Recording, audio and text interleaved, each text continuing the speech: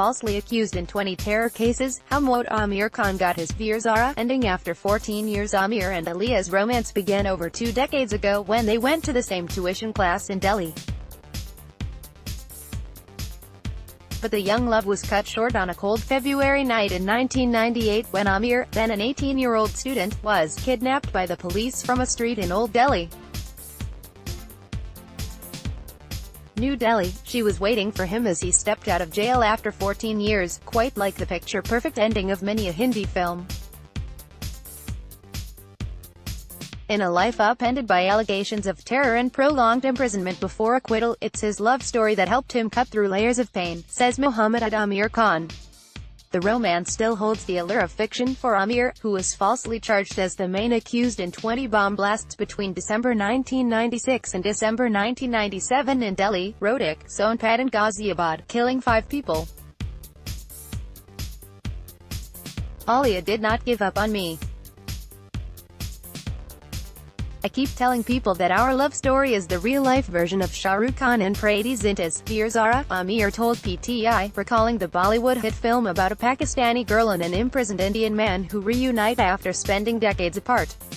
Aamir, who was recently granted 5 lakh rupees compensation by the National Human Rights Commission, a first of its kind to help him pick up the pieces of his life, is now happily married with a 4-year-old daughter. Aamir and Alia's romance began over 2 decades ago when they went to the same tuition class in Delhi. But the young love was cut short on a cold February night in 1998 when Aamir, then an 18-year-old student, was kidnapped by the police from a street in Old Delhi. 14 years later in 2012, when he walked out of Rohtak jail as a man of 32, his childhood love was still waiting for him. He also spent time in jails in Delhi and Ghaziabad. After Aamir was acquitted in 17 cases, the NHRC on its own took up his case in December 2015, asking the Delhi government to offer him 5 lakh rupees as relief for his wrongful confinement as a terrorist. The sufferings faced by him have been long and arduous, and the damage caused to him by the conduct of the state authorities is immense and exemplary, the commission had observed. During his tenure in prison, his father died and his mother was paralyzed, unable to speak following a brain hemorrhage. After having lost my father, I was happy I could at least serve my mother during her final years. The only regret is I couldn't hear her call me Beta, and could not eat food cooked by her, he said. His mother passed away in 2015. NHRC said the compensation was aimed at helping Aamir cope with the personal losses as well as to offer him an opportunity to start his life afresh. As thankful as he is on receiving the compensation, a part of which he used for his mother's treatment, to pay off debts and to rebuild his life, no amount of money can restore the 14 prime years he had lost, he said. I began from -0. I had an open field. I was relieved, but there were a lot of hardships. I was scared how the society would treat me. Will I get a job? Will anybody talk to me? Aamir, who now lives in Old Delhi's Azad Market, said. While it was too late for him to realize his adolescent dream of becoming a pilot, he found refuge in the socio-cultural organization Anhad after his release.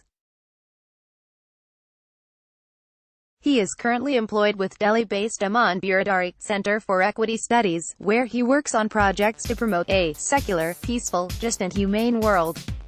My biggest concern was whether I would be able to leave behind my past and live a life of dignity, but thankfully first Anhad and then Aman Biradari gave me employment opportunities, he said. He also wishes to use some amount of the relief money to create rehabilitation options for individuals like him who have been wrongfully incarcerated. I feel that innocent people who are put behind bars in the name of militancy, whose lives are wasted away in prisons, and are then finally acquitted by court, are in dire need of being rehabilitated. There is a scheme for rehabilitation of surrendered militants, but there should be a policy for innocent people like me too, he said. Looking back on his life, he said it was the strength and courage of the women in his life, his mother and Alia, that encouraged him to move on. After his father passed away, his mother braved the overwhelming world of the prisons to meet her son and went to the court for his hearings. And Ilia's life was no less arduous than his. Hers was a lonely struggle. She did not even know if I would be released at all.